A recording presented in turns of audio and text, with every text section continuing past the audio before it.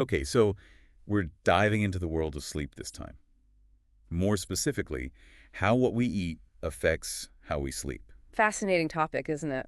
It is. So you sent over a bunch of research and articles, a mix of stuff, actually. Yeah, there's a really helpful piece from Johns Hopkins Medicine. Right, right. And then there's some more scientific research, like an actual study. Exactly. Mm. And to round it out, I included an overview from sleepfoundation.org. To give us that well-rounded perspective. I like it. Hopefully, by the end of this, we can answer that big question. Can we actually eat our way to a better night's sleep? Is it really that simple? That's what we're here to find out. You know what, let's just get right into it. First things first, what are some of those things we might be consuming that are secretly sabotaging our sleep? Well, the Johns Hopkins article had a pretty solid list of the usual suspects, actually. Go, lay it on me. Some of them might even surprise you, I think. All right, well, I'm intrigued. Let's start with the most obvious one, caffeine. Of course. I mean, we all know that. Right. But the article, what's interesting is they point out it's not just coffee, that afternoon latte. Oh, so like what else then? It's also things like decaf coffee Oh, real? and some teas, chocolate, even some cereals can have a surprising amount of caffeine. Oh, wow, I never really thought about that. Right. It's kind of hidden in there. And what's super important to remember is that thing called caffeine's half-life. The half-life, okay. Remind me what that is. So caffeine can basically linger in your system for hours. Oh, So right. even if you're having that, decaf after dinner, it could still be affecting your sleep much later, like way later than you think. Yeah, because you think, oh, it's decaf, it's fine. Exactly. And then you got to factor in the whole cycle of sleep stages. Right. Even tiny amounts of caffeine can actually mess with those deep sleep phases, which are super important. That's a really good point. Ah, We often fixate on just like falling asleep, Mhm. how long it takes us to fall asleep. right. But the quality of sleep throughout the night, that's what really matters. That's what matters, yeah. And speaking of things that can initially make you sleepy, but then totally backfire, the article also mentioned alcohol. Ah, yes, the classic nightcap dilemma. Right. A glass of wine to unwind. It seems so harmless. It might make you feel relaxed initially, Yeah, you're dozing off, no problem. but alcohol can actually fragment your sleep later in the night. It does. You're missing out on those really deep restorative sleep stages. Oh, interesting. And on top of that, it can actually worsen sleep apnea symptoms if you're prone to that. Okay, hold on. For those of us who don't exactly throw around the term sleep apnea every day, can you just quickly explain what that is? Yeah, sure. So, sleep apnea is a condition where your breathing repeatedly stops and starts while you're sleeping. Okay, And that leads to, well, poor sleep quality makes sense. and a whole bunch of other health issues down the line. So maybe skip the nightcap. Yeah, probably a good idea if you want to wake up feeling refreshed. Okay, here's one I did not see coming. Spicy foods. Right, you wouldn't necessarily think of that. I would have thought it's just the discomfort. Like heartburn, keeping you up. Yeah, but the article says there's actually a physiological reason. There is. So spicy foods increase your body temperature. Oh, okay. And that works against the whole natural cooling process your body needs to fall asleep. So it's kind of like trying to sleep in a sauna. Pretty much, yeah. That makes a lot of sense. Okay. And as much as it pains me to admit this, the article also points to high-fat and high-protein meals close to bedtime as potential sleep disruptors. Yeah, those late night cravings can be tough. Definitely. But from a scientific perspective, this is where things get really interesting. Okay, let's see. So high-fat diets, they've been shown to negatively affect the production of orexin. Orexin, what's that? It's a neuropeptide, Okay. and it plays a key role in regulating your sleep-wake cycle. Oh, interesting. It's like, imagine your body has this internal clock that governs when you sleep and when you're awake. And a high-fat diet basically throws a wrench in that clock, makes it harder to fall asleep and stay asleep soundly. So maybe swap out that late-night steak for something a bit lighter. Could be a good idea. Okay. And here's a truly hidden culprit. I would never have guessed this. Aged cheese and processed meats. This one surprised me too. What's wrong with those? They contain an amino acid called tyramine, Tyramine. Okay. and that can trigger the release of norepinephrine, which, can stimulate your brain. Oh, so it's like a sneaky upper? Pretty much. Makes it harder to wind down. Wow. So even seemingly innocent snacks. Can have a real impact on our sleep. Yeah. It's all about understanding how these things interact with our bodies, huh? Exactly. It's fascinating, really. It is. So we've covered some serious sleep saboteurs here. We have. What to avoid before bed, I think, is pretty clear. We've definitely got that down. But now for the fun part. What about foods that can actually help us sleep better? Ah, yes. That's what we all want to know. Now that's what I'm excited about. Let's get to the good stuff. There are actually some foods out there that have, a good reputation for being sleep promoters. Oh, like what? The research is always changing. Yeah, for sure. But there are a few promising candidates. One that's gotten a lot of attention lately is tart cherry juice. Tart cherry juice, yeah. That's the one. I've heard about that. Something about being a natural source of melatonin. Exactly. Melatonin's that hormone, right? That helps regulate our sleep-wake cycle. Right. And it turns out tart cherries are a natural source of it. Yeah. So there have been multiple studies showing that drinking tart cherry juice, it can actually improve both sleep duration and quality. Really? That's awesome. Especially for people dealing with insomnia, it can be really helpful. So are all cherries created equal when it comes to these sleep benefits? That's a good question. And the research seems to suggest that certain varieties might be more effective than others. Oh, Most of the studies I've come across, they've focused on Montmorency tart cherries. Montmorency.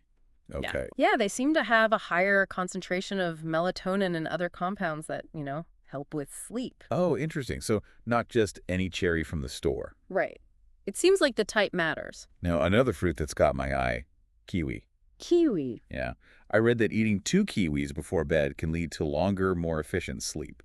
What's the deal with that? There was one study that showed some pretty positive results, but there's a little caveat to keep in mind. Oh, okay.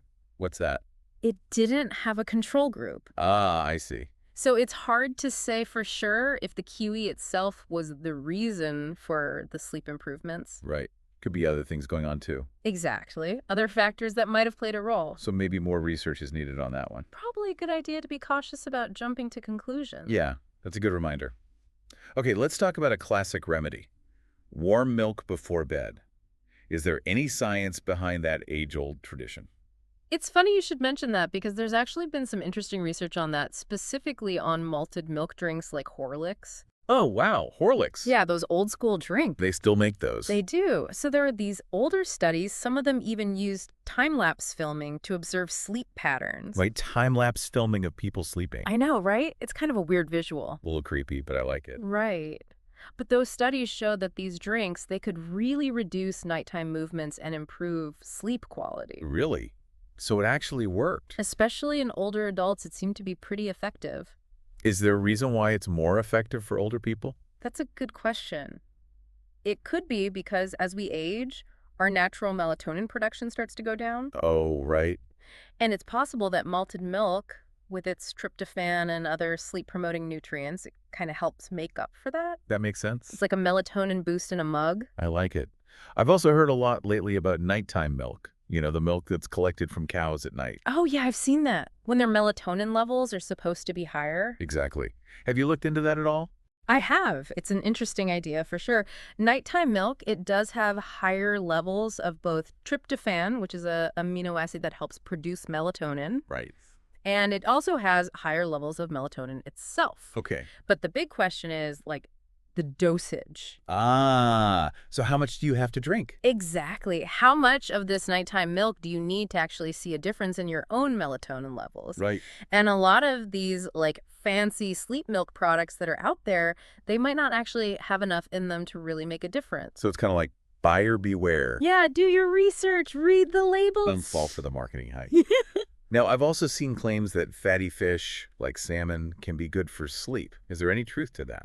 There has been some research on the link between fatty fish and sleep, but there's a big caveat to consider. Okay, what's the catch? So one study that showed positive results, it was done on inmates who didn't get much daylight. So it's hard to know if the sleep improvements were because of the fish itself, or the omega-3s, or just the lack of sunlight messing with their sleep.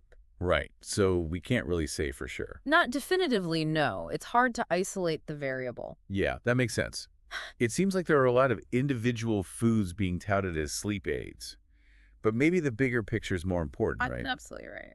Maybe it's less about finding that one miracle sleep food and more about creating a healthy overall eating pattern. Bingo. You hit the nail on the head. So it's not about specific superfoods for sleep.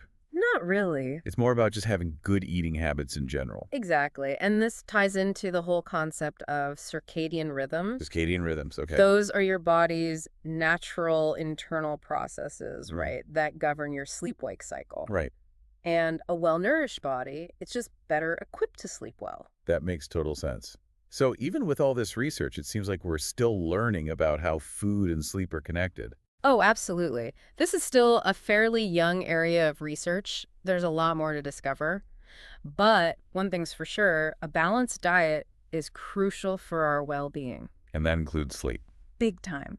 And this whole exploration of how what we eat impacts our sleep, it brings up another fascinating question. Oh, what's that? If what we eat makes a difference, how much does the timing of our meals matter? Oh, yeah. Like when we eat. Exactly. We Mhm. talked about avoiding late-night eating, Right. but there's a whole field called chrononutrition that digs deeper into that. Chrononutrition. That's a cool word. Yeah, I like that. yeah. It really makes you think there's so much more to learn about this. This has been so interesting. Yeah. Seriously. I feel my whole perspective on sleep has changed. It really makes you think, doesn't it? It does. Who knew there was so much to learn about the connection between what we eat and how well we sleep? It's amazing how interconnected our bodies are, right? Like all these little choices can really have a ripple effect on our well-being. Totally. And I'm definitely rethinking that late night cheese and wine habit. No more of that for me. Smart move. From now on, I'm sticking with tart cherry juice. And maybe a kiwi or two before bed. Sounds like a delicious plan. Yeah. And potentially a sleep-enhancing one, too. But remember, it's not just about specific foods, right? Right. It's about the bigger picture. It's about having a holistic approach to your diet overall. Regular meals, balanced meals, and being mindful of what and when you eat. All of that can make a big difference. Absolutely. So it seems like the research is pointing in a pretty clear direction. It is. Taking care of our diet is one of the best things we can do to improve our sleep. Couldn't agree more. And like with so many things in health, it's not about those quick fixes, those magic bullets. Yeah. It's about those sustainable habits that support our well-being long-term, like eating a balanced diet, exercising regularly, managing stress. All of that contributes to a good night's sleep. So true. Well, this deep dive has given me a whole new toolkit to tackle those sleepless nights. Thanks to your expertise, I feel like I finally understand the science behind it all. Glad to hear it. It's been great exploring this with you. And remember, knowledge is power. Always. The more we know about how our bodies work, the better choices we can make for our health and well-being. Couldn't have said it better myself. So to everyone listening out there, sweet dreams and happy, healthy snacking. We'll see you on our next deep dive.